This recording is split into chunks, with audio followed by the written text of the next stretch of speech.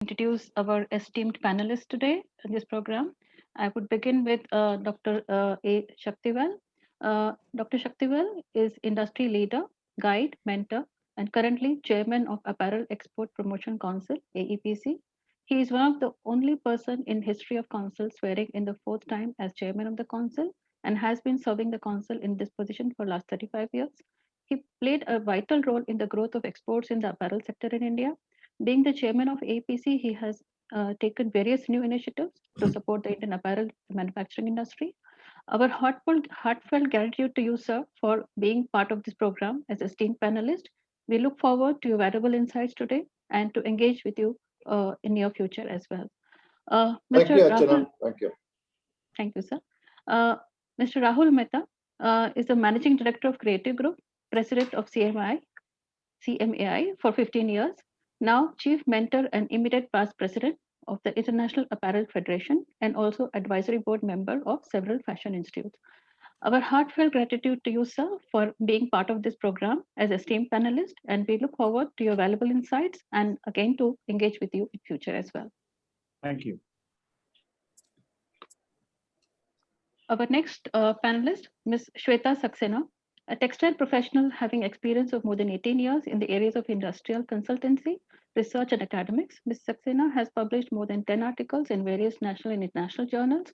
She has co-authored 9 booklets related to textile and apparel manufacturing and quality control, and she is currently working with Northern India Textile Research Association, famously known as NITRA, as Senior Scientific Officer.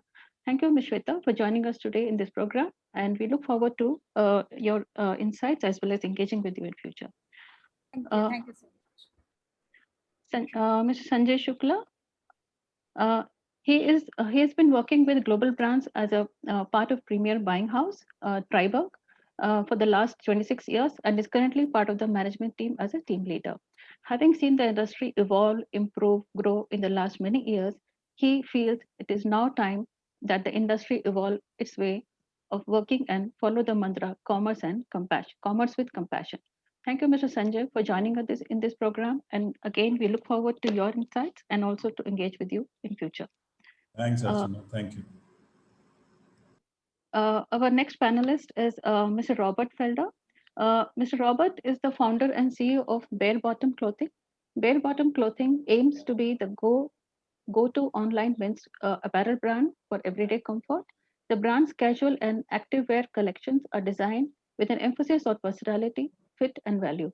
Leveraging a buy one, give one model, they have made a mission to give back to the communities that help produce their products. Thank you, Ms. Robert, for joining us today. And again, we look forward to your valuable insights today and again to engage with you further. Thank you. Mr. Amit Jain. Mr. Amit Jain is the CEO and founder of Shingora Textiles based in Ludhiana. After studying abroad, he returned back to India in October 1995 to join his mother's small handloom business. Today, this business, small business, has grown to be India's #1 brand and a sustainable manufacturing to omni-channel retail organization for fashion scarves and accessories. We are extremely thankful to you, Mr. Amit, for joining us today in this important program and to be our esteemed panelist. And again, we look forward to engaging with you in the near future as well. Thank you. My pleasure. Professor Girija Jha, she is an alumnus from NIFT, National Institute of Fashion Technology, with background of garment manufacturing technology, an academician for last 1.5 decades at NIFT Delhi. Her research interest lies in sustainability with a special focus in softwood industry. Our heartfelt gratitude to you, Professor Girija, for joining us today in this program and to share your thoughts and insights despite your recovery from the recent COVID infection. Thank you so much for your recovery and for joining us today. Thank you so much. We have Mr. Gurpreet Singh, who is the Director of Marketing at In Time Garments, a member of IamSME of India. IamSME of India is integrated association of micro, small, and medium enterprise of India. Under his leadership, Mr. Gurpreet, his company was able to export to some of the major brands in a very short time. And today he is with us to share his perspective from manufacturing and exporting organization basis. Ms. Mona Gupta She is CEO of Domestic Worker Sector Skill Council.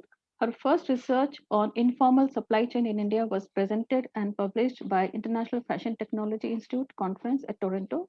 For over 30 years, Ms. Gupta worked extensively alongside the government in Asia Pacific, UNIDO, UNDP, and many other fashion brands. She has vast experience in fashion and sustainability standards and works with various international organizations. Thank you so much, Ms. Mona Gupta, for joining us today. I would like to thank all panelists once again for joining us today, and we really look forward to a very insightful discussion today.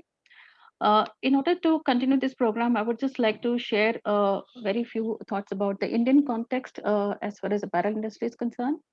Uh, we all know that India is world's second largest exporter of textiles and apparel with a massive raw material and manufacturing base. The textile industry is a significant contributor to the economy, both in terms of domestic share and exports. It contributes about 7% of industry output, 2% to the GDP, and 15% of the country's total export earnings. The sector is one of the largest job creators in the country, employing about 45 million people directly. The source of this information is from the Textile Commissioner, Government of India. Latest information is available. At Social Accountant International, we believe that socially responsible workplaces benefit businesses while securing fundamental human rights for workers. We help businesses understand their responsibilities towards workers and communities and work with them to adopt socially responsible business practices. Our various schemes and programs help companies measure and improve their social performance.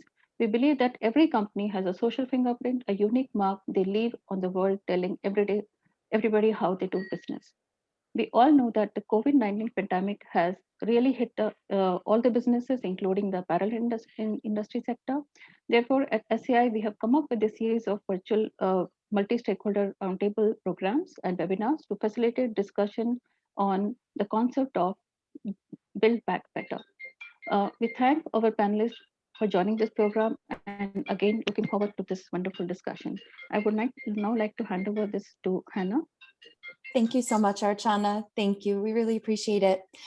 So with this context, let's go ahead and move into our first discussion of the day, where again, we'll be focusing on the state of the industry, also discussing some key challenges. We are going to do our best to stick to our timings today to respect everyone's schedules. We may run over just a little bit, so please bear with us. Thank you in advance for your understanding. And our discussion this morning will be moderated by our colleague, Luis Venegas, who you can see here, who is a senior director at SAI. So Luis, I'll turn it over to you. Thank you all. Archana, great and very eloquent introduction. What we want to do here is have more of a discussion session between the panelists. We want to just center our discussion over three overarching themes, and of course, very much with the thought of how do we make the India apparel industry not number two but number one in the world, right? We definitely want to first, we want to talk about the state of the industry, what's going on now, and not just COVID, but also what's going on in terms of our orders from our buyers, the relationship with international community, and what's going on in the domestic market. And we got a good representation here. We want to also learn a little bit more about what opportunities do we have in the current situation to reflect, to stop and reflect and think and see where we can make changes and position ourselves for a better future post-COVID. And then lastly, we wanna talk about what are some things that are already happening, and I think that's going to be more on the second panel. So with that in mind, I would like to start my questions with our distinguished panelist, Dr. Sakthivel, where maybe he can give us a little bit of his insight as to what's going on in the export market, in the export factories, especially now. And I know I want to acknowledge, let me go back a little bit. When we put this webinar together, when we started putting this webinar together about a month ago, we were thinking, we're already past COVID, or we're in the process of the future of post-COVID world. And today, I acknowledge that we're going through a very difficult time. India is, and a couple of other countries, and we know the difficulty that many people are going through, the loss of jobs and loss of lives and people in hospitals. So I want to acknowledge that we're in a very serious situation. But yet, we need to continue to think that this industry, as Archana mentioned, it's so important and so key to the future of India that we need to think of the future. We need to think of tomorrow. And so with that in mind, let me go back to Dr. Sakthivel and have him talk to us a little bit about what's going on in the export market India today. Dr. Sakthivel. Thank you, Lewis. When you talk about the S1 today, we are in a better position than the last year, because in the month of March, we have seen that the export growth is by about 27% than the last year. So overall, there was a minus of maybe 12%, but the growth rate is picking up from February, March. Now, with the latest COVID situation, we have requested all our government of India and all the state government, please allow us to work, because we follow all the protocols laid by the Ministry of Health and also Ministry of Home. So each factory last 9 months we are working, and we don't have any complaint from the workers that we have a COVID or we have a worse situation. Generally, all over India, I found out as a chairman of AEPC, the apparel factories are working well, and we follow the protocol very strictly. We have all the facilities for the workers, because they are the more important, and especially for migrant workers, when they come into the factory, we test them and we make them comfortable with providing mask for all the workers. So, and washing of hands and sanitizing the factories every time, but twice a day. And also, when we are bringing them, we see that the distance is maintained. The market for India is looking bright, because the sentiment, positive sentiment is towards India by the customer all over the world. The buyers started looking for the Indian product. And we also in AEPC, what we did, because when I took over, I find that we were doing about 80% of cotton garments, that only 20% man-made fiber garments. When you want to do all the other product and other season, because the cotton garments are catered only for the summer, for whether Europe or States. So we find that we should go for a man-made fiber garments, and we submitted to the project to our Government of India. Now the Government of India has announced a PLA scheme, that is a product linked incentive scheme. So that will be identifying about 40 HS code and 10 HS code of technical textiles. So in AEPC, we have started working on the HS codes, and we are making a directory where we'll have the picture of each HS code garment with where the fabric is available, where the yarn is available, where is the market for this. So all the details will be there at the directory. So very soon it will be released by our Honorable Minister of Textiles. And of course, during the crisis, I should appreciate all the buyers who really taken care of us, that they taken care of the workers, that us, because our Honorable Minister made a request not to cancel the orders by considering the relationship for a long time. And most of the buyers, except the who has given the Chapter 11, otherwise most of the buyers honored their commitment. So this crisis also, we feel that cooperation will be there from the buyers. And also we are, as I said, MMF government, then the whole world talk about the sustainable garments. So we are into that also. So I'm very confident that our apparel export will do very well this year with all this crisis. Excellent. So very positive review, and I think that's good news. It looks to me a little bit from my experience when we first locked down last year about this time. It was more the West that was locking down and canceling orders, and now the West is opening up, and people are shopping again, and they're buying, and so they're not asking you or canceling orders. So that's a good thing. However, we're still concerned. We're still concerned that as the more and more people are being infected and COVID is becoming more rampant. There is definitely a lot of stress on the workforce, and I wonder if we can hear a little bit from Mona in terms of what she sees from where she sits, in terms of the workers, the challenges faced by workers. Mona, can you give us a little bit of what you're seeing on that end? Thank you, Louis, and good evening to my co-panelists and the industry veterans, respected industry veterans here. We do meet in weighty times and for a very significant subject. But as we all know, that informality is not unique to India or to any other sector. It's like about 85% of our total workforce. And even for the textile clothing sector, it roughly comes to the same percentage, if I'm not incorrect.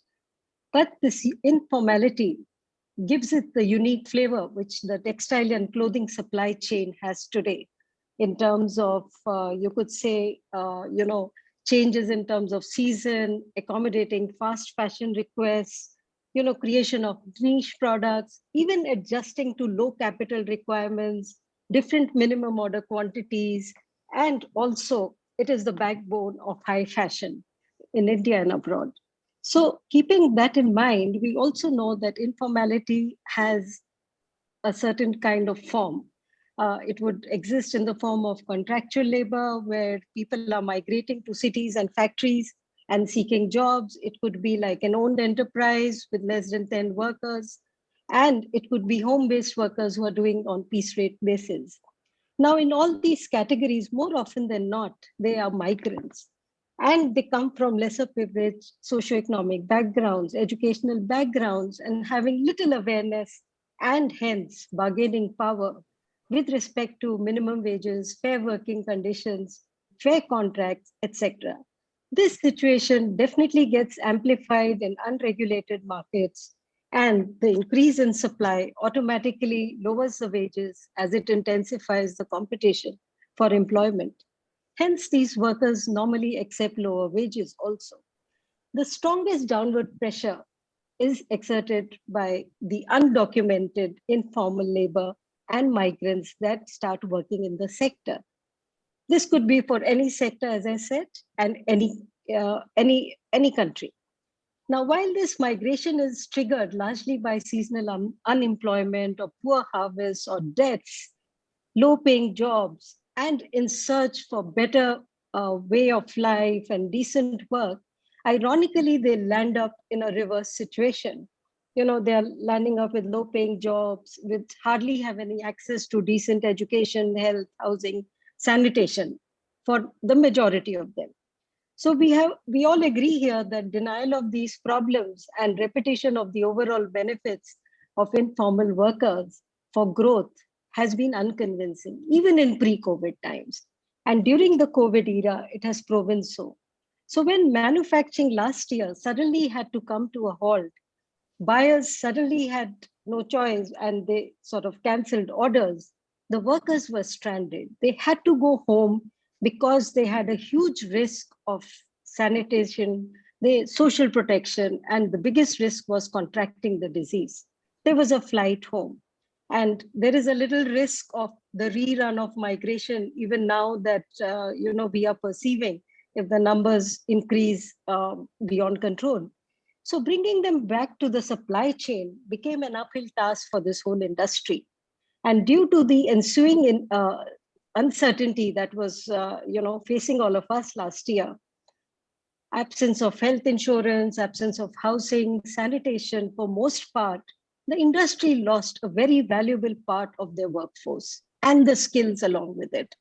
which are really built over time and with a lot of effort and with a lot of, you could say, investment by the industry, the buyers, brands, and everybody. Now, when we come to such a situation, what happens is the informal economy workers and economic units largely are outside the scope of any COVID-related responses because they are not registered. And also because they are frequently having a fear of authority. With the result, what happens is that during the COVID crisis, many employers and worker organizations who even made very specific efforts to bring them back into a comfort in these extremely challenging circumstances, they could only do because they had already forged this kind of cooperation and linkages with their supply chain in the pre-COVID eras. This is something that we need to take forward and continue doing so for the larger part. So according to me, it's the transformation in terms of a harmonization of a fashion transparency ultimately boils down to two things: policy initiatives, where we are looking at health, affordable housing, and social protection. And this begins with a national database for which a bill has already been placed in the parliament, and all stakeholders from the industry will be pushing for it. A good development that has happened last year is the Social Security Code 2020, which has announced the inclusion of casual workers, gig workers, domestic workers, home workers, which will enable a kind of an administrative mechanism for social protection of these workers. Minimum wages have already been announced a long while ago, much before the COVID era began. Now it is for us as stakeholders, all stakeholders, to come together by bringing this policy into action, which is where we want to convert the informalization into a formal platform and sharing this challenge to enable the formal, informal participants to access social security measures. By creating this legal administrative mechanism to enable them come on board and access the government social security measures that are announced time and again. Also, three, I believe a minimum guarantee level in case of a national disaster and pandemic to secure our supply chain and prevent a flight of workers back home is important. It is up to us how we convert this into reality, and that's what I look forward to. Thank you. Mona, thank you. That was very, very enlightening, and to hear that people are thinking about the workers. I mean, definitely, they are the ones that suffer the most. People like us have the opportunity to stay home, turn on our computers, and even work remotely. But they can't work remotely. They're basically, they stay home, they go hungry, and so we need to think about them in terms of this kind of social support and nettings, and how the government steps up and organizations come in and try to talk on their behalf. I want to turn the attention a little bit to the international view, and I want to talk to Robert. Robert is a buyer who has actually, I'm guessing in the last year or more, interacted directly with buyers in India, and he's created a brand that relies a lot on the online. Robert, can you tell us a little bit from your perspective, how's COVID interacted with your business, and what are you looking for in terms of a better and post-COVID situation? Can you talk to us about that, Robert? Yeah, sure.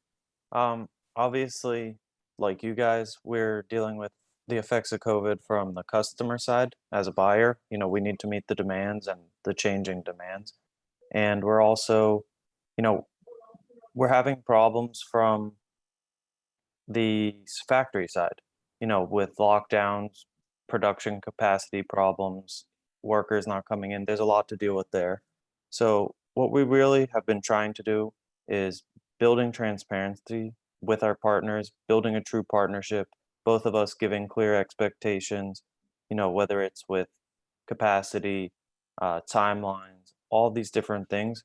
It's you need much more transparency and a true partnership where, if you make a commitment as a buyer, you need to stick by it. Like a lot of you mentioned, it's really just critical that you're respecting the workers, the factories, your partners, because if you guys aren't supplying what we need, we can't sell it. So we look at it that way, where your success is our success and our success can be your success. So that's kind of how we've tried to build it. And, it's more important now than ever, just because the challenges are growing, they're exponential. And, moving forward, we need that true partnership, especially in these new current COVID times and hopefully post-COVID soon. Great. And Robert reminded me that, we in India, I think, has an opportunity to capitalize on what's going on with China, with the Xinjiang and forced labor issues, the complaints, and what's going on in Myanmar with with civil war and all the problems there. Those are big apparel markets that now buyers need to think of where they're going to put their production. And India seems like a very good place, and this is why we heard from Dr. Sakthivel that there has been a good market to the current time. I want to think about the way forward. I want to switch a little bit from the current state to the way forward. How do we make this? How would we capitalize on what we have learned, and how do we move forward? So if I can hear from Rahul, Mehta, and shifting gears slightly, we would love to get your insight on the proposed lockdowns in India, the pushback from the industry, and what kind of effects does this have on making sure that we, maintain a very decent and capitalize on this industry. Rahul, can you help us with that? Yeah, well, with your permission, I'd like to break up your questions into two broad halves. One is the impact of the lockdowns that we are seeing in the country. And the second one would be how do we move forward? How do we survive and how do we move forward? So as far as the lockdowns are concerned, frankly, I wouldn't like to be in the shoes of the government they are today. Because it's a classic example of the old cliche between the devil and the deep sea. You need to save lives, at the same time you need to save livelihoods. And it's a very, very difficult balancing act. But and I frankly, I don't see too much of a choice that the government is faced with, except to have certain forms of lockdown. My take on the lockdowns, however, is that whilst the strategy is right, I think the tactics are going wrong. As a businessman, I would rather have a 7 days total lockdown, for instance, compared to random, arbitrary, ad hoc, partial lockdowns for 15 days or 20 days, as we are seeing today. One day you read Mumbai is in lockdown, second day you hear Delhi, whose chief minister has said that no lockdowns, but then declaring lockdowns on the third day. So this kind of randomness is impacting our business. And I'm talking more from the domestic perspective, rather more than the export perspective. Because as Dr. Sakthivel pointed out, the export factories have been thankfully allowed and permitted to function near normalcy. And therefore, their businesses are going on fairly routinely, whereas the domestic sector is badly hit with the retail outlets being completely locked down, and also the domestic manufacturing being under all sorts of problems and all sorts of constraints and restrictions. So I personally feel that the tactics are going wrong. The second area where tactics, I think, are going wrong are where the organized retail and the organized sector of the industry is what is being controlled far more than the unorganized sector. So you find malls, the first sort of retail outlets to be locked down. You find the large standalone stores being asked to close down, whereas the small petty high street retailers being allowed to continue.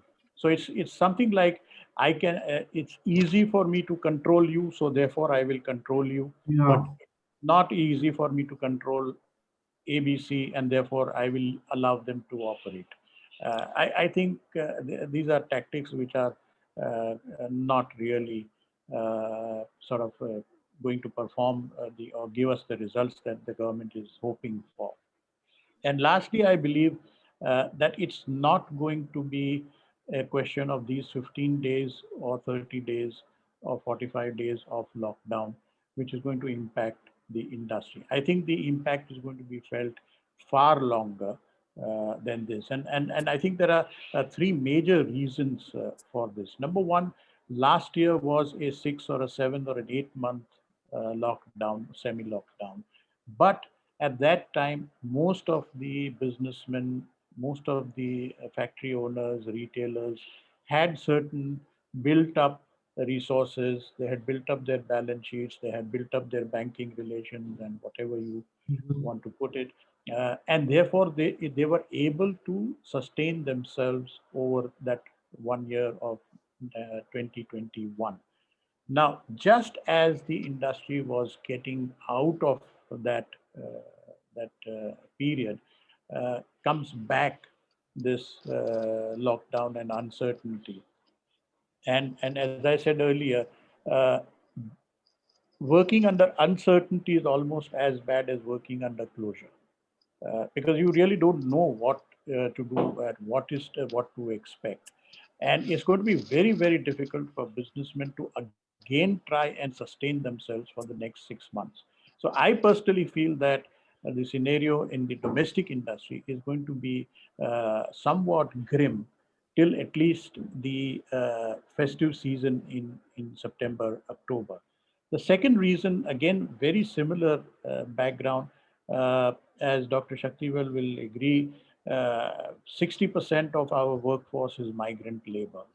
They had all gone back to their villages, and it took a huge effort on part of the factory owners and the government to get these workers back to their places of work. Now, once again, these people have sort of felt compelled to rush back to their villages. To persuade them to again come back in 1 month is going to be an impossible task. And again, as most of y'all who are aware of the Indian festivals and Indian agricultural seasons, you will find that in May, June, workers would have wanted to go back to their villages in any case for their agricultural reasons. And that is why I foresee that the workers who have now gone back to their villages are not going to return to our factories till June or July. And this is again another reason why I personally see a great deal of difficulty in resuming or coming anywhere close to normalcy in terms of pre-COVID business levels. And lastly, again, what do you do with your existing staff? Again, as most of y'all would agree, many of us had curtailed the salaries, had introduced some sort of pay cuts, some sort of deductions in our expenses last year, because many of us started got back to near normalcy.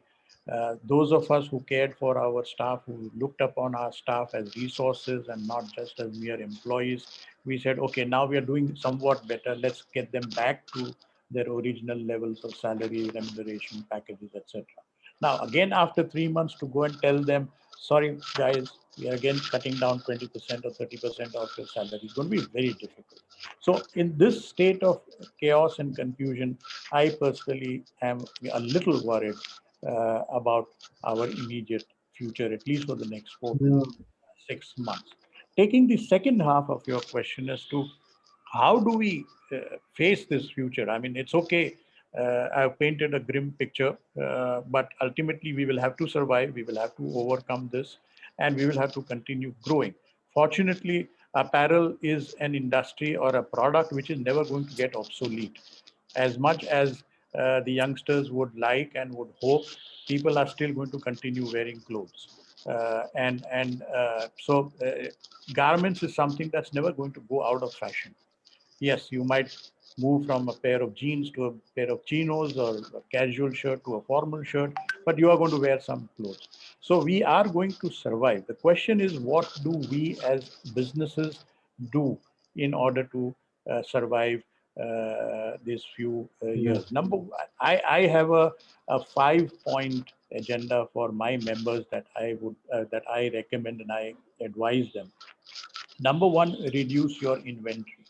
For too long, we have got used to the luxury of having a great deal of inventory so that we are never out of stock. I think we'll have to change that and try to manage with the old Japanese concept of working, just in time. Minimize your inventory. Number two, control your credit and finance.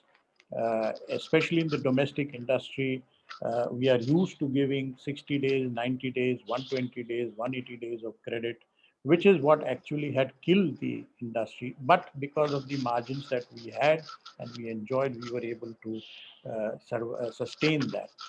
No longer advisable, no longer possible. You will have to cut down on your credits that you are extending and manage your finances much better. Third, focus on productivity. I think again, Dr. Sakthivel would agree with me, and AEPC has been doing a great job. CMAI is doing a great job on that to try and get the members to focus on productivity. We always keep talking about the low cost of labor in India. I'm sorry, I do not agree. Indian labor is not cheap, because although the per hour cost might be low, the per hour productivity is very, very low also. And therefore, in totality, we are not a low producing country. And garment production historically, traditionally has moved from the more expensive to the less expensive regions. That's why from the West, it came down to China. From China, it came down to India, Pakistan. It's gone down to Bangladesh. It's now knocking the doors of Myanmar, Africa. So unless and India is a growing economy, we can argue the toss with whether it's growing at 6% or 8% or 10%, depending on which side of the political calendar you are. But the fact is that India is one of the fastest growing economies. So the aspirations of people are going to go up, the cost of living is going to go up, and therefore the wages are going to go up. The only way you can save the industry is to increase and improve your productivity. Fourth, you will have to be far more nimble-footed than what you have been till now. You will have to keep switching, you will have to keep changing, simply because you have manufactured women's blouses for the last 10 years does not mean that you have to continue making only women's blouses. If the demand is for skirts, you'll have to switch to skirts, simply because you have been wearing, making churidar kurtas for your customers for all these years. It doesn't mean that you have to continue. If they require jeans, you will have to make jeans. You'll have to be nimble-footed. Forget the 5-year plan. When I did my MBA in 1971, before some of you were born, the 5-year plan was the big thing. Today, forget 5 years. You don't have the luxury of a 5-month plan. So you'll have to be nimble-footed. And lastly, whether it is your business model, whether it is your own personality, whether it is the technology that you are using or you're comfortable with, you will have to keep evolving. Evolution, keeping on continuous evolving, I think is the mantra of the day. And unless we do that, I'm afraid we are going to fail, we are going to collapse. And the only good part of COVID is it's given us a very, very good and safe excuse and explanation that we have failed because of COVID. We are not failed because of COVID. We will fail because we do not follow these 5 mantras. Rahul, that's excellent, excellent. I wrote them down, and I think that everyone in the audience probably took notes. They're definitely a good 5-point way to think about the future. I even saw Amit taking notes. And of course, he must have been born in 1971 or after. He's taking notes because that's what he's been doing all these years. But Amit, I know that, you have your business. COVID must have impacted you in many different ways. It would be good to get from you a perspective of what's going on with the buyer-supplier relationship. How's COVID affected this relationship, and how do you think we can make this take this opportunity to make it more sustainable? It would be good also for you to think about what Rahul told us in terms of, reducing inventory, controlling your credit, his 5 points. Can you give us your perspective on all of this, Amit? Yeah, thank you. Thank you for having me. I was taking notes, and the reason I was taking notes was it is what Mr. Mehta said was actually reaffirming all of the steps that we've been doing or are in the pipeline. So thank you, Mr. Mehta, for that pat on our back. Definitely, I think what last year has taught us in terms of being nimble, going from being a manufacturer of fashion accessories to being one of the first to be approved in the country for PPE suits, it was a big switch. And I think that really changed how we had looked at our business in the past. That's one. The second, in terms of the inventory control, we've always had these stocks of yarn sitting inside as a manufacturer, as a weaver, where we never considered them as something that could be a cost center. We would always think, oh, this is investment. I think that whole point of view needs to now change. And it has to be looked at more from a cost perspective as opposed to an investment or asset perspective. Productivity, absolutely right. Nimbleness I've talked about. Credit control. Credit control is something that seriously we've struggled to deal with, both on the domestic side and on the international side. Customers who were paying us in 30 days post-COVID have pushed that back to 90 days. You talked about sustainability. I'll come to that. I'm a little bit of a cynic when it comes to sustainability. Sustainability cannot be just recycled polyester fabrics. Sustainability has to be more than recycled polyesters. Sustainability is also looking at your payment cycles. Sustainability is looking at what Monaji said, about workers. How are the workers being paid? How are we as customers or supporting the vendors in terms of, you're saying, I want to be the cheapest. I want to buy the cheapest. I want to pay you in 90 days. I want you to check all the sustainability boxes. Is it going to be practical? Who is really going to be paying for all this sustainability? Billions of dollars are required to pay for sustainability. Who's really paying for it? Are the vendors supposed to pay everything and be at the receiving end? Or is there going to be partnership from customers? We don't see the big brands. I would not want to name those brands on this platform to detriment of my own business. But I don't see the big brands paying. They want us to be sustainable. They want us to check the joint life boxes or, the clear to wear or the green or whatever any one of them call it.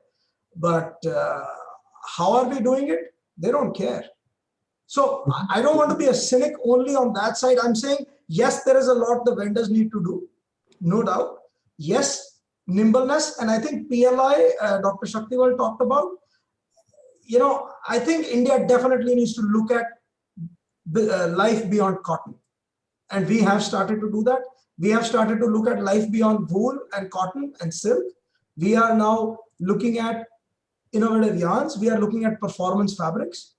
We are even looking at products which are going to be performance for scarves. Why not? Why can't we have UV protection? Why can't we have high breathability products? Why can't we have all of that? So definitely all of that we're doing from a Shingora perspective. Coming back to sustainability, there is definitely a need for the buyer and vendor to come together, form some kind of a working relationship to understand how sustainability can genuinely be driven and not just be an advertisement or just a marketing flyer that goes out and makes the customer happy. we have taken an initiative where we were sitting on a lot of old wool. We recycled that wool ourselves. Now the challenge when we recycle the wool ourselves is that the customers are not ready to work with us. They want GRS certification, they want control union. Now this is wool that Shingora had on its own, has gone to a local spinner, recycled it. Control union doesn't know how to deal with this. Yeah. Nobody's coming to help me to figure out how control union or GRS is going to certify that. But I'm sure there are a lot of people like Shingora sitting out there on a lot of yarn that could be reused.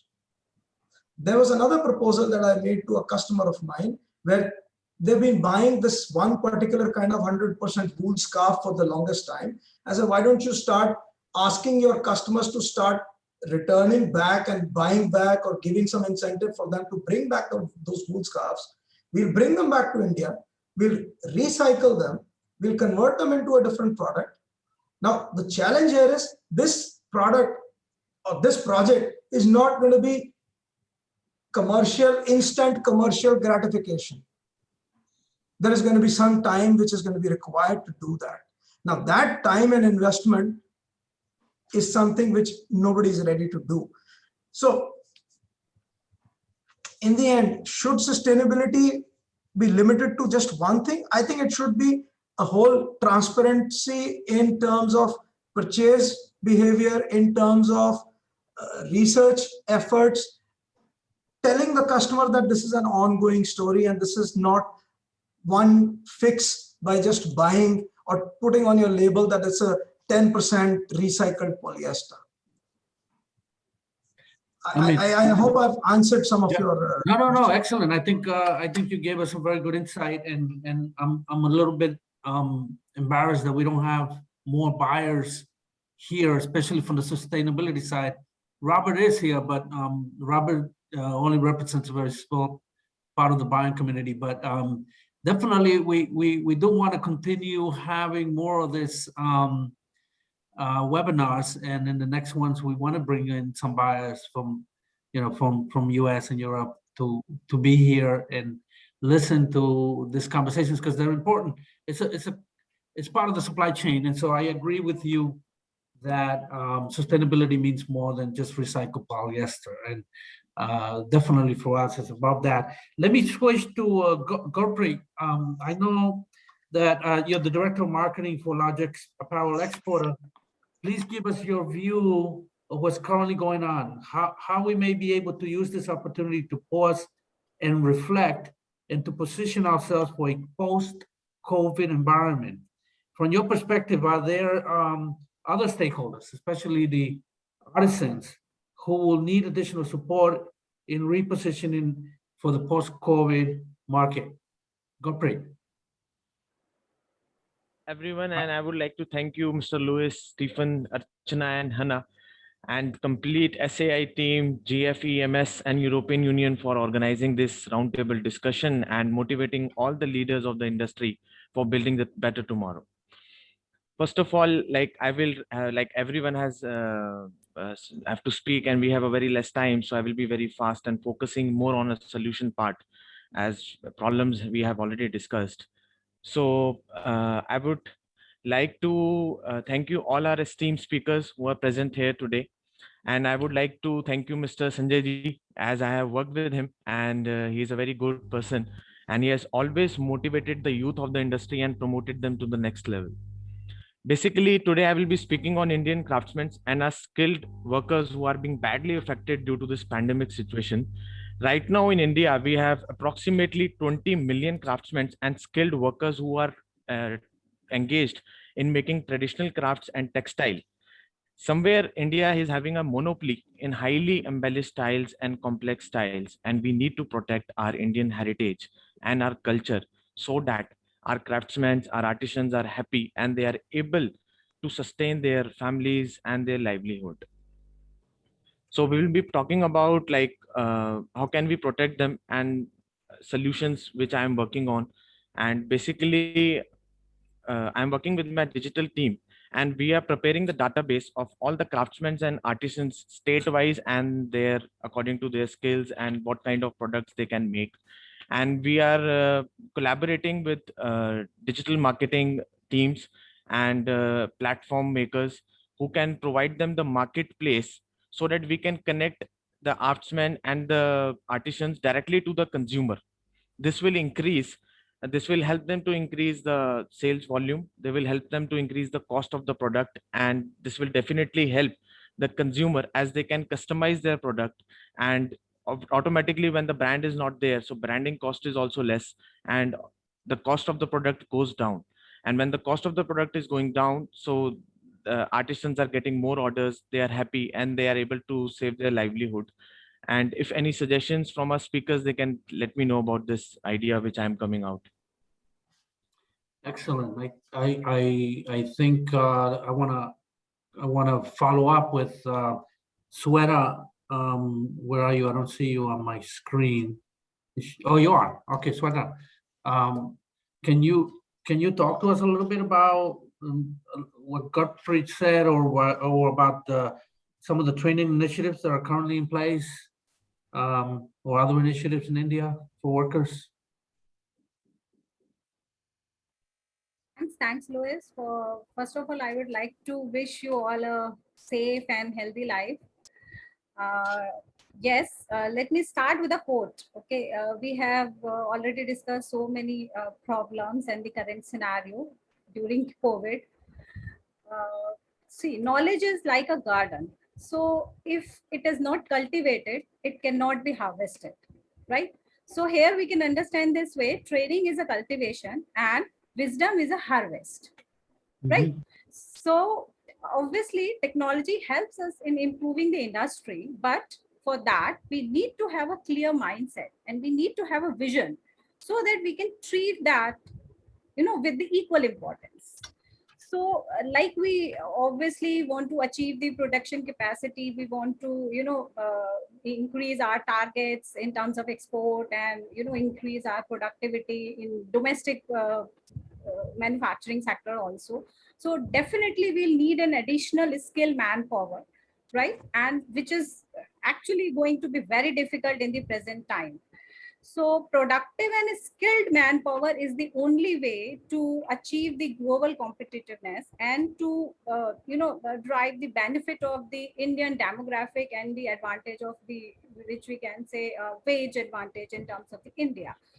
So we can say training can be considered as one of the most beneficial strategical move which we can on focus and see, when we have nothing in control, we can say then we must do is we have to rely on our strength and we have to keep increasing these, right? So like now everyone we are discussing, it's like a new normal scenario, and where most of us are connected online and we are sitting at our safe houses trying to cope up with these COVID signs. So we may not be able to do which we used to do in routine, but the one thing which can always enhance our capabilities is when we enhance our skills and when we enhance the skill of our workers or people and increase their competencies level. So training, we can take it as a most reliable activity for investment, and organization manufacturers should understand this. It strengthens your fundamentals, it lay down a strong foundation, we can say. And if we invested in this, definitely we will get the returns maybe sooner or later. So that's how we should think about it. There are of course a skill gap in terms of the industry and in terms of the the available, readily available manpower currently. But like we have training institutes as well, and then our government also launched few schemes we have a scheme for capacity building in the textile sector, like Samarth, which we commonly known as across India. So the broad objective of this skill development program is the youth for gainful and you can say sustainable employment. which is most important in the textile and the allied fields.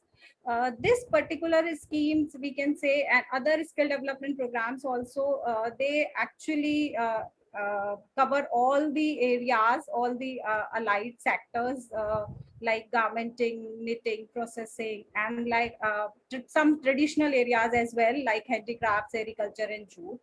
So it is also focusing on developing competency level based curriculum that makes workers or trainees more suitable for the direct hiring, right? And then apart from these training programs, we have textile sector skill councils also, and which is actually working with the industry in the partnership, but it really need to scale up vigorously. The partnership between the industry and between the skill council or the government should scale up vigorously till the time we have our abundant availability of trained and certified manpower, right? So in my opinion, government should also develop a reliable system for monitoring the quality and the efficiency gain through the supply chain, right? Then of course we have other initiatives also, which runs like a scheme for the like incubation centers for apparel manufacturing sectors. And this scheme is in incubation centers. They basically promote the entrepreneurs in apparel manufacturing sectors by providing them the adequate integrated workplace. In the sense, they have, of course, when we, first generation entrepreneur, when we have first generation entrepreneur or startups, then there are a lot of constraint which is faced by the first generation entrepreneurs. So we have this scheme for them. We have constraint like they have lack of capital for the land, for the machinery, they have limited resources, and they have obviously competition within the existing market. So this focus incubation centers, this FIC, they basically address the total ecosystem, which ultimately reduce the, you can say, operational cost, or in fact the financial cost, and help to grow the business. So this scheme, you can say, promote the entrepreneurs, promote the new startup in the apparel manufacturing sector by building the additional manufacturing capacity and generating the additional employment as well. So this is not only about the setup, not only about the operational and financial viable sources, they also focus on the training aspect of it. And that's how the success, the chances of success of startups actually increase. So the project implementation, we can see they are available with the facility, and they are located into the prime, like the textile parks and the special economic zone. Yes. Right. Thank you. So, Yes. Yeah. So it's basically the multi-skilling and the flexible learning or flexible manufacturing is Right. Which is currently required. So tending to the garden, as you said earlier, we can't just leave the garden alone and think it's going to grow. I think that answers a lot to some of our other speakers, especially I think one of the points Dr. Mehta told us about, focus on productivity, skill up your workers. So there is an opportunity here to as there's more time available, because maybe production orders are slower, that we can work building this up. I wonder if we can get a follow up on this from Professor Girija. Your perspective at a leading academic institution. What are the other opportunities we have to strengthen the apparel industry in a post-COVID world? Dr. Jha? Thank you, Louis. That's a very valid question. Thank you, Archana and Team SAI, for bringing this agenda, which is very much, the need of the hour. Before I begin with, I would just want you to take you back a little bit into the history, where in the beginning of the 20th century, there was a very famous proverb, which goes like, I quote, "War has done more to fashion than what fashion could do." Unquote. This goes beyond words to prove how the changes in the industry, which could not have been triggered by fashion, by the designers, by the customer pull, was triggered by the war.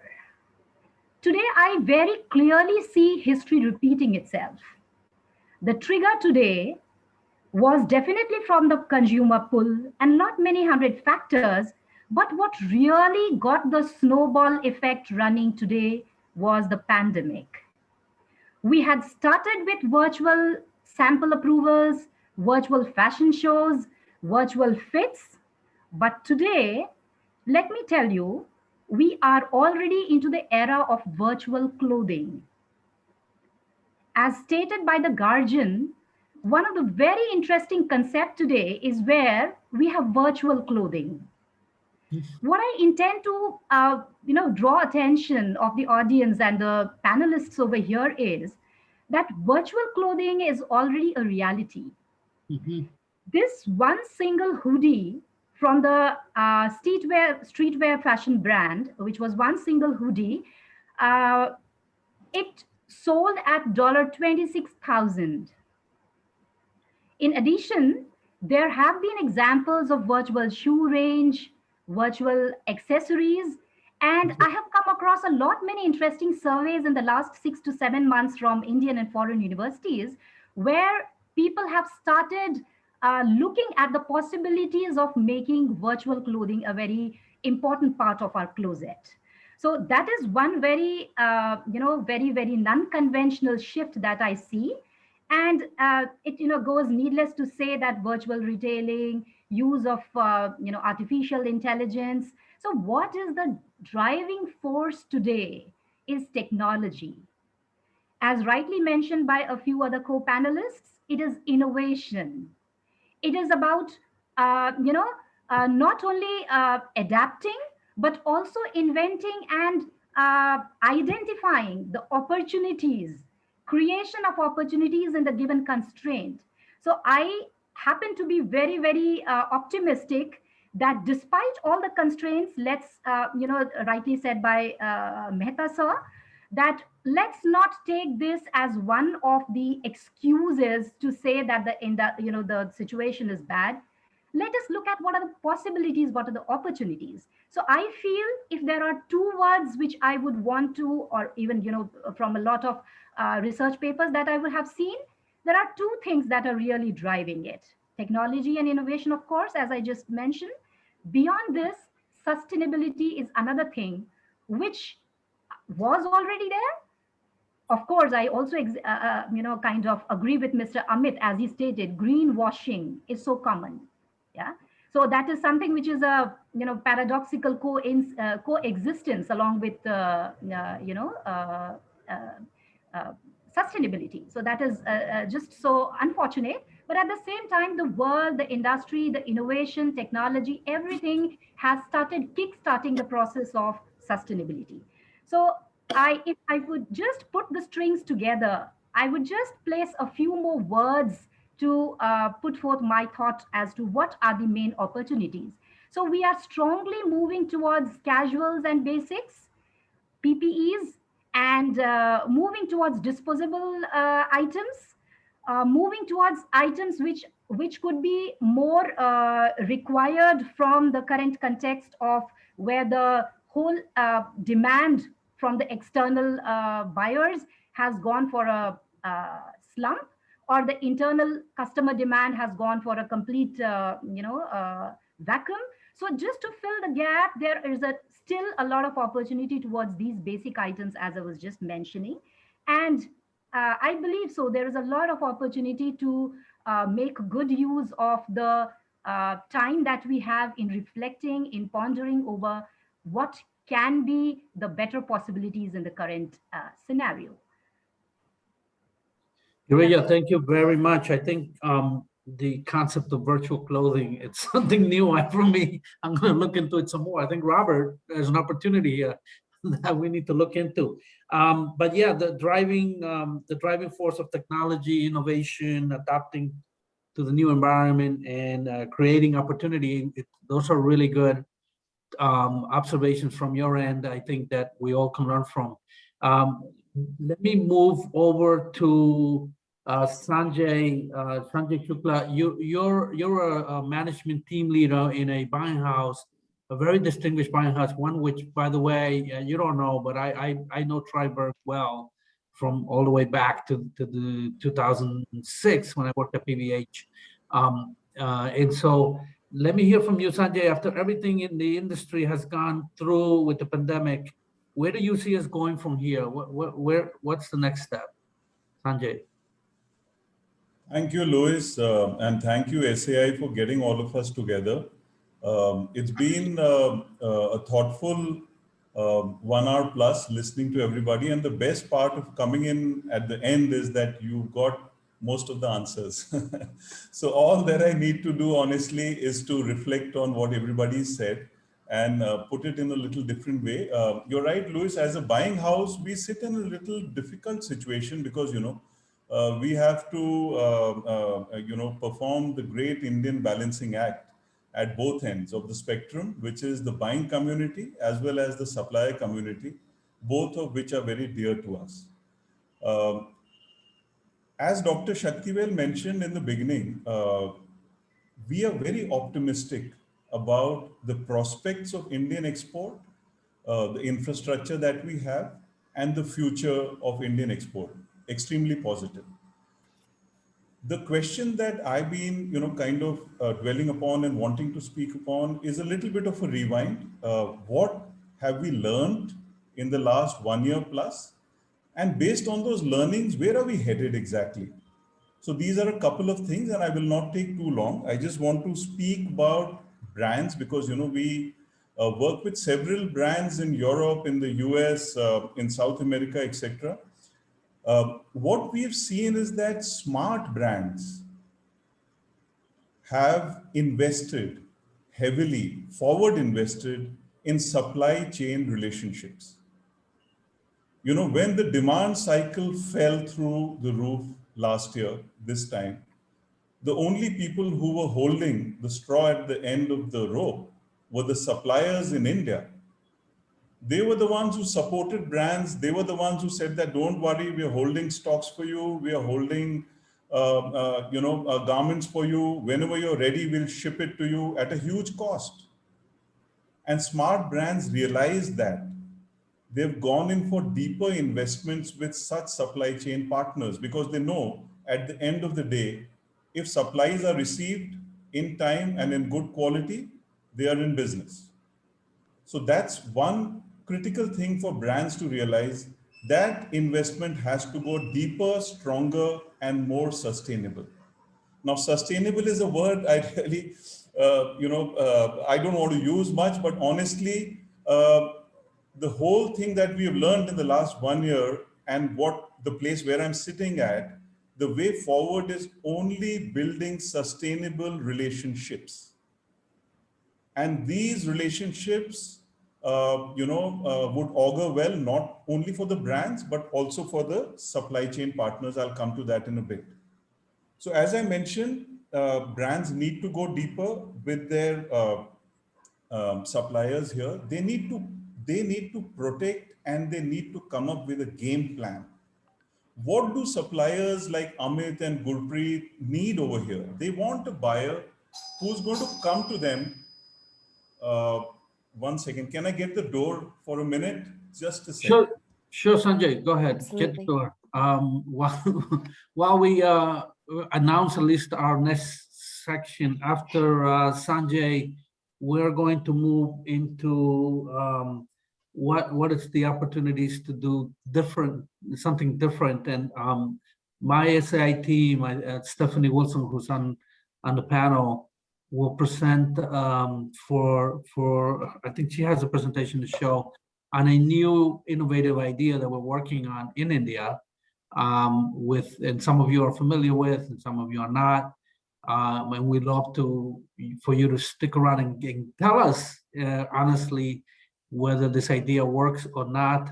It comes from my work in Bangladesh. I actually worked in Bangladesh for 4 years, from the year 2014 to the year 2018. And the fact that in the apparel sector, and I went into hundreds of factories with issues of production planning, production capacity, purchasing practices, and basically purchasing practices, which is now becoming a very big term, just like sustainability, has to do with the way that the buyer and the supplier negotiate and work together. And there are at least 8 different purchasing practices that directly affect the working conditions on the ground. So to give you an example, if you, as the buyer, agree to lead times that are very short, turnaround times on the production that are very short, in regards to the production capacity of the factory, it will lead to excessive overtime. It will lead to forced overtime on workers. It will lead to very likely subcontracting the work just to get it to the buyer on time. Because you know what the buyer does? If you don't turn it around by the day that you told us you're going to turn it around, there's a penalty. And the penalty is, you air freight the goods, which is very expensive, or you start losing money. And that is not, that was not realistic when you put this lead times together. There's also other pressures, forecasting, for example. They tell the factory, they tell the supplier, we're going to give you X amount of goods in the next season. The next season comes, you're ready, you got your raw material, you kept your workforce, you brought more machines in, and yet the forecasting turned out to be 50% wrong, not in your favor. And therefore it causes you issues. So we want to look at purchasing practices a little closer. SAI is taking the lead on reviewing that and doing research. But we're also creating, using technology, as Dr. Girija, Professor Girija told us, we need to look at the technology that's available and see how we can use technology to help fix some of the inconsistencies and the problems we have. And so while we wait for Sanjay to, oh, he's back. Sanjay, you're back. He's joined us. Sorry, this is Sanjay, can you give us your last 2 minutes of wrap up? Sorry, sure. My wife, timed her return perfectly just when I had started speaking. So okay, Sanjay, wrap it up for us. Okay. Thank you. So very quickly, I think I was talking about sustainable relationships. So brands need to invest deeper with suppliers. They need to understand their suppliers. They need to work through challenges with them. The other thing that really comes through very strongly is that who's going to finance the orders, the POs? Where is all the money going to come from? As Amit said that 45 days has turned to 60 and then 90 and 100 days. So brands need to take a step back, take a look at their buying model, try and work out an arrangement. Finance in the Western part of the world is cheaper, much cheaper than what it is in Asia. So they need to, take a look at how can they have a tie-up with financial institutions, factoring some amount so that over here, because, Indian supply chain does not have much protection on the ground. So if they don't get their money and if they're not insured, they just sit with that loss. So that's one thing. The other responsibility I feel that brands need to really think about is how are they going to create consumer awareness? Consumer has been the centerpiece of the textile industry all along. And all that we've got in return over these years is images of landfills, images of excessive production and excessive wastage. So I have personally seen brands that are investing in consumer awareness, who are talking about sustainable fashion in the right sense of the word, are really making a mark. So that's one thing that brands should really think about. As far as our supplier community here in Asia, in India in particular, there are just a couple of things that I've seen people, being successful and smart because it's all about how smart are you at what you do. Everybody knows how to sew a garment, but how to sew a new garment in these times, how to stitch something that's going to be, create longevity for us. So suppliers need to work on worker relationships. It's been so important. It's come through in the last year. Do not take your workers as a cost. Please consider your workers as a value. The moment you change your mindset and the moment that equation changes, you will see a very, very positive outcome. What Shweta spoke about productivity will all come through. If your worker relationships are strong, if the workers feel that you feel for them, you are protecting them, you're not going to, or even if you're going to let them go home because of their safety, you're going to get them back. So that investment from the supply side is critical, and I cannot dwell upon it more than what it is. And I think the suppliers over here would agree with me in that sense, because workers are really their asset as far as their supply chain goes. And also, honestly, smart workers today are investing in tech. Let's be very clear.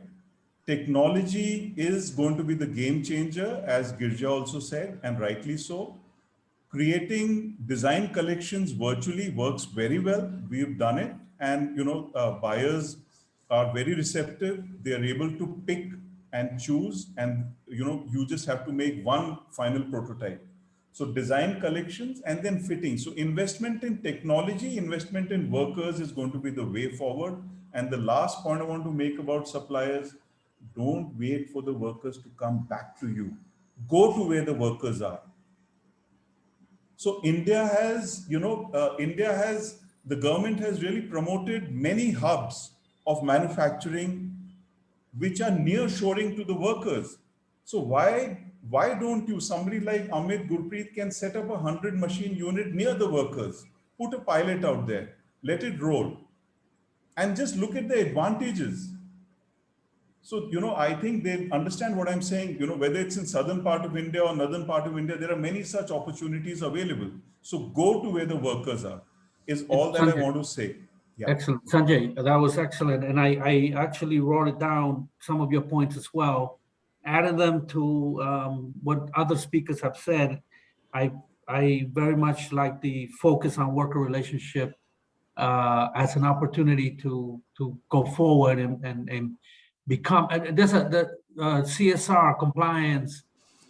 It's become another big pillar of, besides, quality and on-time delivery and cost, it's also how do we treat our workers? And I think that, Sanjay, you brought that together for us very well. I want to thank all of the speakers for their information. We've taken, obviously this is being recorded, but we've taken notes, and we want to come back to you and share some of that later on. But let me move on to the next panel discussion, which is much shorter. Hannah, can you bring us to that?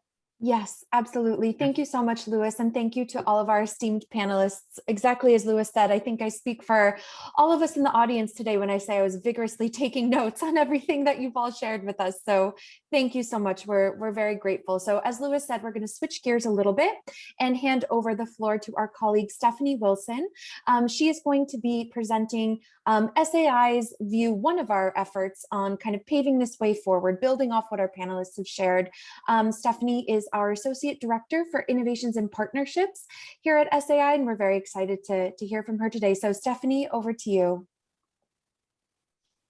Great, thank you, Hannah. And I do realize that we're just about at time. So just to kind of prepare you all, I'm not going to take any more than 10 minutes, but hopefully what I will share and present to you will help kind of fill some of the gaps that were identified in the conversation today. So I'm going to close us out by sharing an innovation that SAI is working on to bring greater transparency, accountability, and efficiency to the buyer-supplier relationship, something that has come up time and time again in the discussion tonight.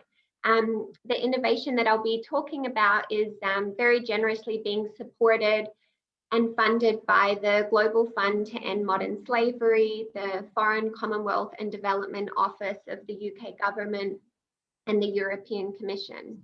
But first, I just want to very quickly kind of put this project and this innovation kind of in the context of what I heard tonight, and hopefully we can use this as well as a, I'll just kind of highlight some of the key themes of what I've heard, and hopefully you'll be able to see that the innovation I present to you does kind of fit some of the gaps. So we heard a lot about the need for better, more sustainable buyer-supplier relationships, right? Greater trust, greater ownership, greater accountability. We heard a lot about the need to be nimble, to be flexible, to adapt during this, time of COVID, but even beyond. And so, suppliers really being able to adapt, when there's no orders, or there's lots of orders, or there's different product types to what they're used to. And that nimbleness is going to really have a significant impact on their business continuity. We spoke about that we're probably still like 6 to 9 months away from more stable orders and manufacturing. Rahul spoke to, the ongoing sudden lockdowns, and what the impact that does have on manufacturing, and that we need to continually adapt to that.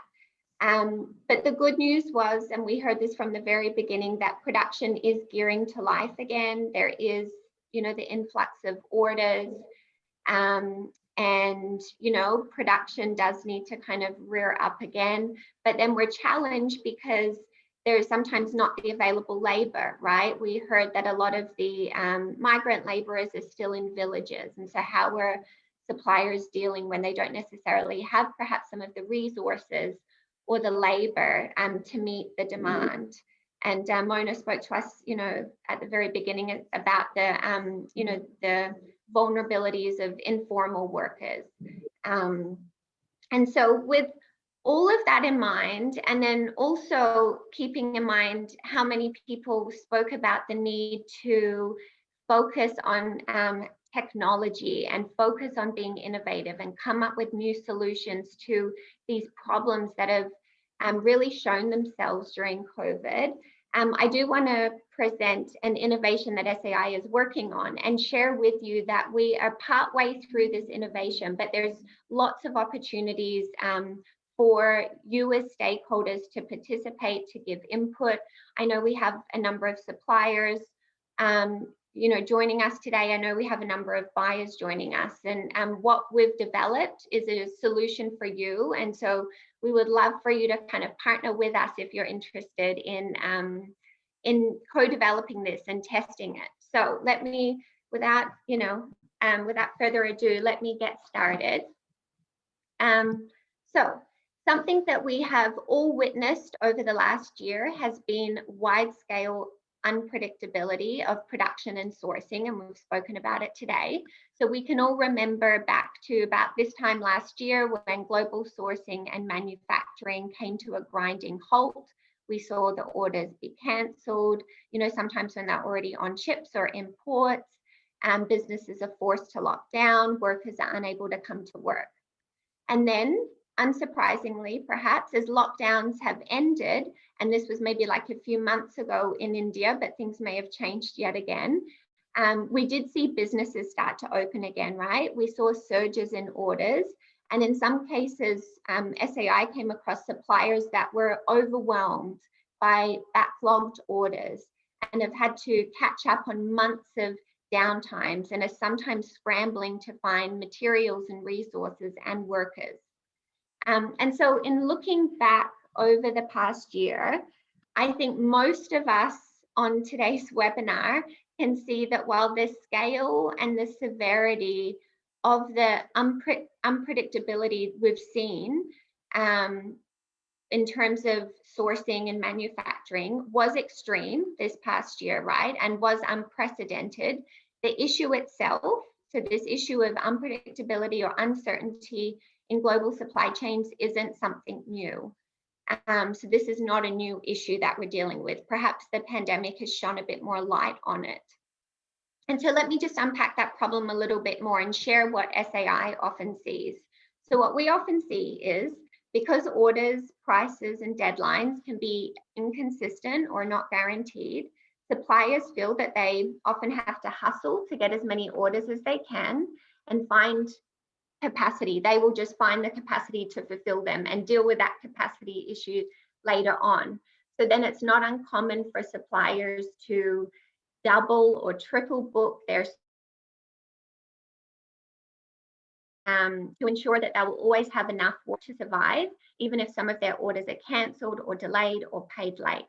But when orders don't fall through, or when there's last minute increases to orders, we have overbooked factories, which can lead to excessive overtime, excessive working hours, unauthorized subcontracting, and sometimes, you know, work gets put in unauthorized facilities where there is little oversight. And we think there's both business and labor risks when this situation becomes the norm. So when suppliers are overbooking capacity, when that is the norm, there's both business and labor risks. In terms of business risks, we're talking about workers burning out, we're talking about lower productivity, lower quality, higher defect rates, missed deadlines, and missed targets. And labor risks, I've already touched on, we're talking about forced overtime, poor working conditions, health and safety risks as workers are working, you know, excessive hours, and perhaps non-payment of overtime wages. So this past year, SAI has spent a lot of time researching this issue, right? And analyzing this complex problem of the reality that suppliers are often operating beyond their capacity. And, you know, this is even more problematic in, you know, as one of the panelists spoke about tonight, in places and countries and industries where efficiency is quite low as well. So the good news is we're working on a solution which I will quickly run through with you. So fortunately, solving issues related to unpredictability and supply and demand is nothing new. So we've actually looked at other companies for inspiration. And in the late 1990s, early 2000s, websites like Travelocity and Expedia, Priceline, they revolutionized travel by cataloging hotel supply and connecting that with traveler demand, right? And I'm sure we've all, you know, benefited from these platforms. This helped hotels fill empty rooms, and it helped travelers secure rooms at lower prices. And we've seen the same solutions applied with, you know, Uber. It's cataloging supply and connecting it with demand. So taking some of these lessons and principles from your Travelocities and your Expedias or your Booking.coms, what we have done at SAI is develop what we're calling a supplier capacity platform. And this platform, what it does is it accurately measures a supplier's production capacity and connects buyers, who are the demand, right, with available factory space, which is our supply.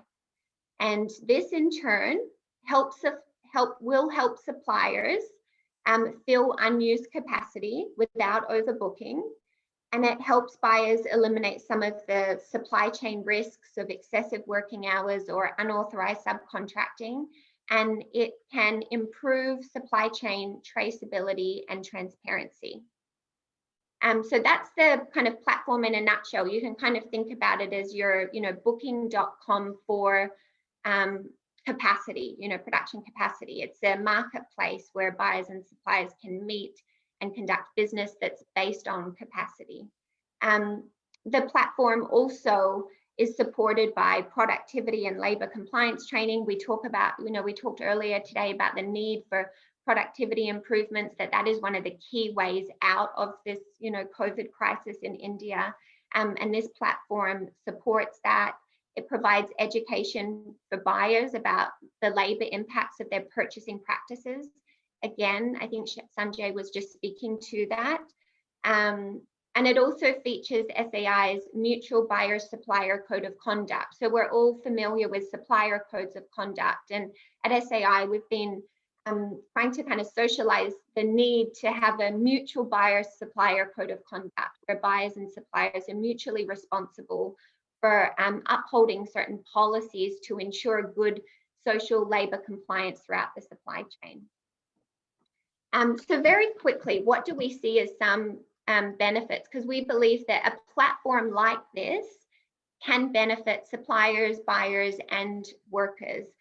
So in terms of suppliers, what we are hoping this platform will allow is greater exposure to buyers, the ability for suppliers to have direct connections to buyers. And we think this is critical, especially for this post-COVID era where some buyer-supplier relationships, have disintegrated, right? And some suppliers are desperately looking for new business. This platform could be a way for them to get connected with buyers. We are also providing a better calculator for measuring production capacity. That's a key part of this platform. So our research shows us that the way suppliers are measuring production capacity to date is there's fairly poor measurements to do so. And so we've developed a more accurate calculator. And so this platform would better allow, suppliers to understand what their true production capacity is, and also where they could make improvements in their production capacity. So where are they kind of falling short of meeting, their greatest production capacity potential? This could also benefit suppliers because what we would like to see is that suppliers could kind of form capacity groups as well. So they might team up with other tier 1 suppliers or lower tier suppliers and create capacity groups that they could then go to buyers and say, as a group, we have this capacity. And again, this can help suppliers, and especially those lower tier suppliers in this post-COVID era, get back into business. Or suppliers that have really taken a hit to their capacity because of reduced workforce or reduced resources. This could be a pathway back to business. So, we believe there's lots of benefits for suppliers, to be better connected to buyers and also to showcase their production capacity. For buyers, very quickly, it allows them to see suppliers that, can fulfill orders without having to resort to things like excessive overtime and unauthorized subcontracting. For buyers, it also gives them greater confidence, of where they're placing their orders. They know for sure where their orders are being manufactured. They have greater confidence that codes of conduct are being complied to. So good benefits for buyers as well. And then not just buyers and suppliers, but we do see this platform benefiting workers as well. So when, there's better production planning, workers have a more consistent schedule, there's improvements, there can be improvements in wages and health and safety, hopefully with, not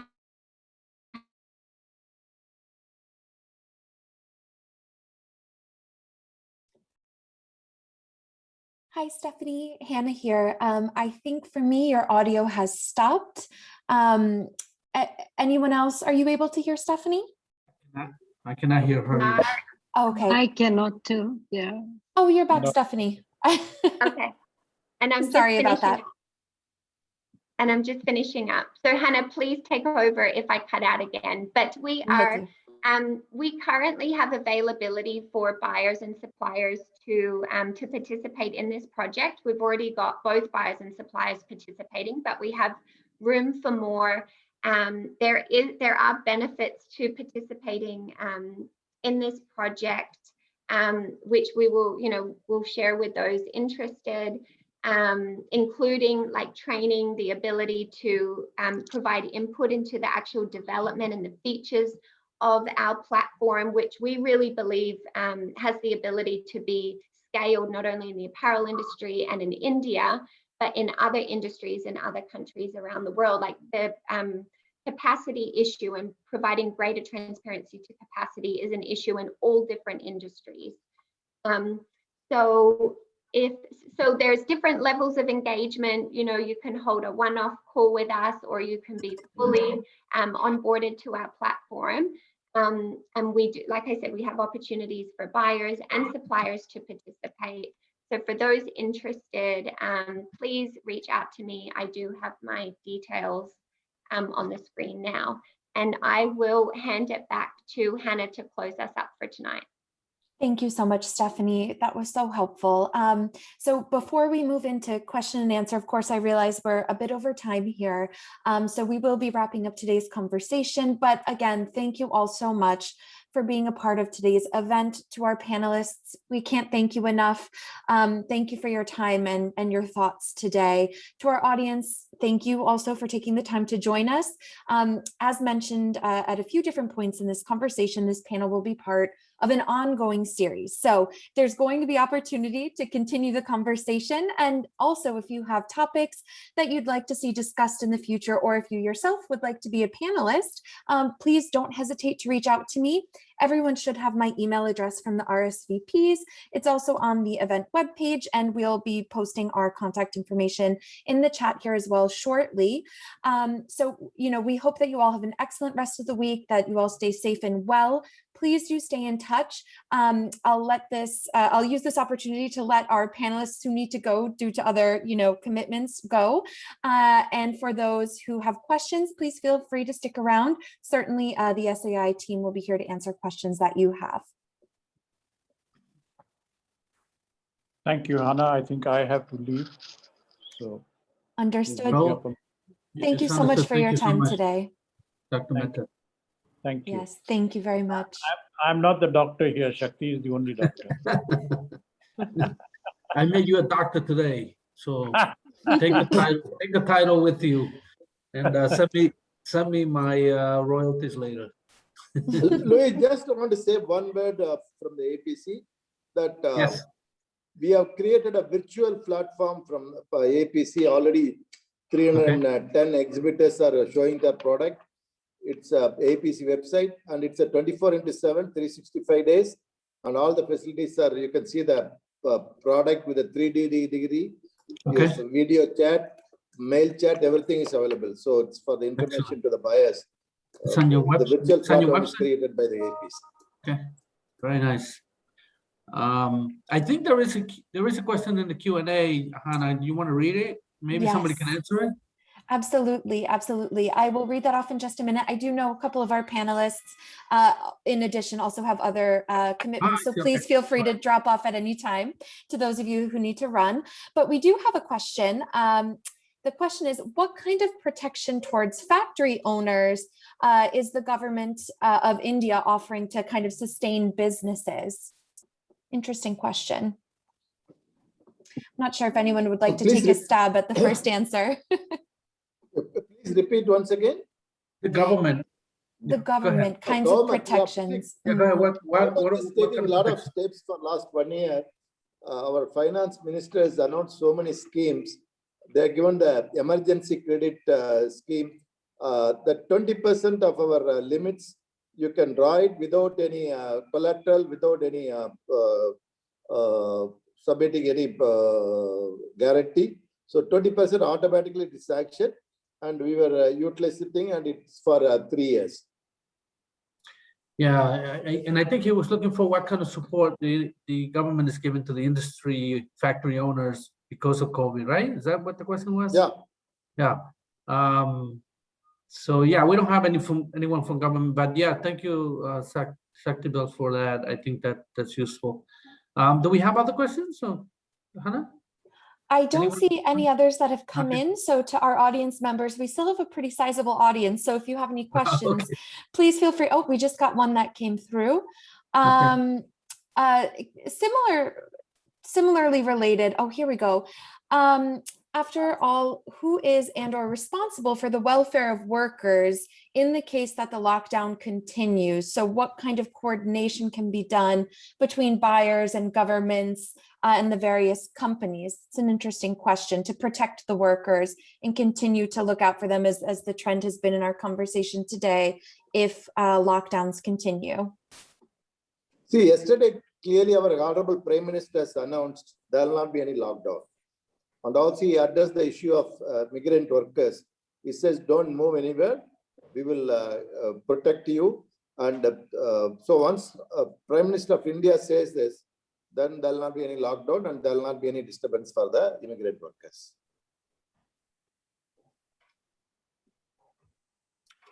Yeah, so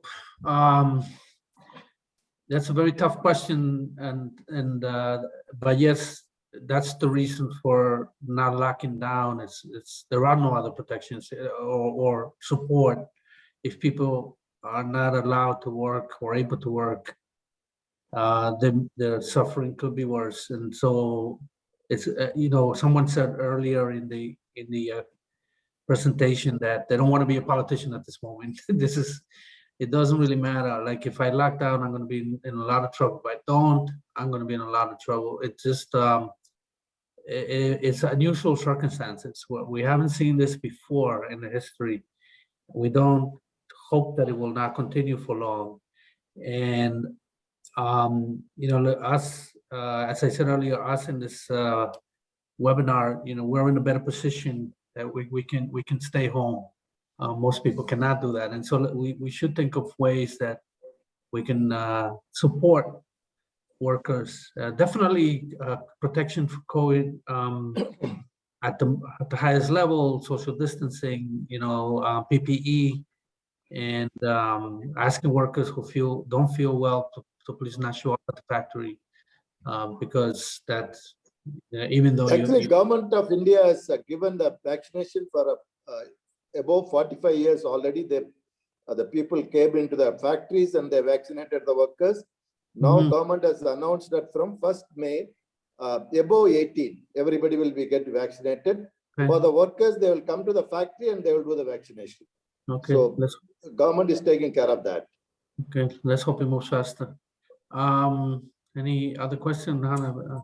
That's it, actually. Okay. Those were all our questions so far, and I know we're a bit over, so. Yeah, we're over time anyway, and we do have, you could email us anytime you want, and we will try to respond to these questions. I know that a lot of material was covered, the presentation at the end, because it's a new and innovative kind of project. If anybody would like a one-on-one conversation of what is it we're trying to do here, I started to mention that the idea comes from my work in Bangladesh, where I couldn't control the hours of work in any of the factories. I was an ILO official working for a project to improve working conditions in over 300 factories, and I could improve working conditions in everything except in the hours of work. And when we looked at the root causes, we found that the relationship between the buyer and the supplier is not, it's an unequal relationship.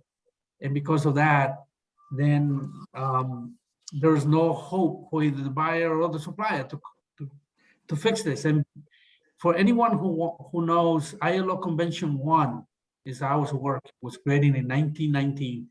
And so that was the first thing that the ILO tackled when it was created. And yet we are over 100 years later dealing with the same issue. Basically, what the platform we're looking at is a way to uniform the way that production capacity is measured in a factory. Right now, it's left up in the air. Buyers do it differently. They do a technical audit. They count the number of machines. They count the number of workers. And they make a calculation and say, oh yeah, you can produce 5,000 shirts per week. But that's not always true. Depends on the style. It depends on the day of the week. It depends on weather outside. There's a lot of different variables that come into effect. And if you decide that you set the standards based on, vary over overarching measures, then you're going to get it wrong. And that means that the ultimate effect is having to stay till midnight and overnight to just produce the product that you promise your client, and therefore you violate local law, international standards, and the human rights of workers. And so the idea of this project is, how do we put it together so that we use technology to control this a little bit? Stephanie, in India, they don't use Uber. They have their own systems of, what is it, the driving? Grab, I think it's Grab. But anyway, it's the same concept. You know, it's like this Uber people did not invent the taxi. It was there already. We had that for a long time, but they put it into a technology where now you tell them where you want to go, and they'll tell you which cars are available, and they'll tell you the price. And once you get into that vehicle, they can't change it, because if they change it, that's their problem. Because I mean, if they take you the long way, they decide to give you a tour of Delhi, that's your problem, because I'm paying you only for what I paid for when I got into that vehicle. And that's a little bit of what we're trying to do here, organize the industry in a way that gives a fair shot to the supplier, a fair shot to the worker, and a fair shot to the buyer. And we are developing this and need your assistance because of your experience in the field and your experience in many years of putting this into practice, to come back and say, if this is ever going to work, you need to think about it in a different way. So we thank you very much for listening in. And Louis, yes. I can ask you, request you one more, BC, maybe after 1 or 2 months, these situations are over. So we want to you to be the platform to invite the buyers as well as our council to just say that wherever you have inspected and seen the apparel factories, you say all the complaints are met, and a lot of media is giving false news. So we should have a one-to-one discussion with the buyers or big buying houses or with the chain stores. So we need some kind of assistance from you, because when you create this meeting, the buyers also will come for it, and also they will believe, because you are already inspecting the factories, you know the fact of the land. So that will help both the sides. So maybe I will do that. I will do that. I think we definitely want to repeat this webinars very, in the coming weeks or maybe next month, and we'll make a big effort to have more buyers. I think we have Robert and we have some factory owners here, but we definitely want to bring in your Primark, especially on complaints, on compliance issues. Okay, yeah, we're going to put one together, Sakthivel. I think that's a good observation, advice. We'll take it very serious. I will start working with my team here to put an agenda together, come back to you, and then we'll send an invitation out to many buyers, and hopefully we'll bring them to the table, and we can have a more informative discussion for our audience, because I think we have a good audience, people that want to know more about what's going on and learn about this industry in general. I think we have a lot of experience that we can share with them.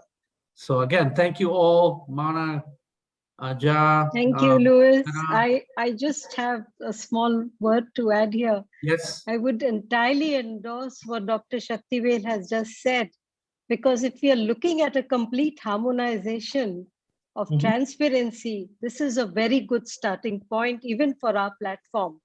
Because if it all translates into productivity and the productivity goes back into the value chain, I mean, I think we achieve our objective of what we want to do. So, yes, true. Thank you. Thank you, Mona. Okay. Thank you very much. Bye, everyone. Thank you all. Thank you all so much. Thank you. Thank you so much. Thank you. And we will connect again. Thank you. Absolutely. Thank you. Thank you. Bye-bye, everyone.